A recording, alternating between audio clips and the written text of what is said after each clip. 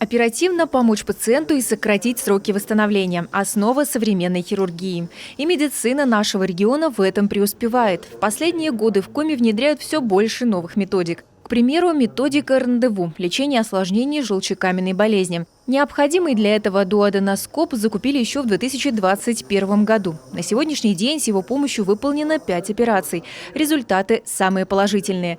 Благодаря новой методике исключаются риски и послеоперационные осложнения. Одномоментная операция, то есть когда удаляется желчный пузырь, и одномоментно с помощью эндоскопической техники удаляется камень из желчных протоков.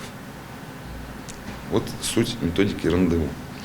А для того, чтобы успешно использовать, нужна аппаратура специальная, то есть лапароскопическая стойка, навыки хирурга, ну и очень важно оборудование эндоскопическое. То есть, в частности, дуоденоскоп, который позволяет именно выполнить рассечение выходного отверстия из желчного протока в кишку.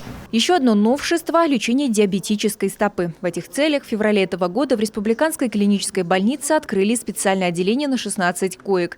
Здесь и своя операционная, и необходимое оборудование. Порядка 20 пациентов уже получили лечение. Мы занимаемся хирургической реконструкцией стопы, хирургическим лечением при сахарном диабете, осложнений. Плюс занимаемся эндоваскулярной коррекцией.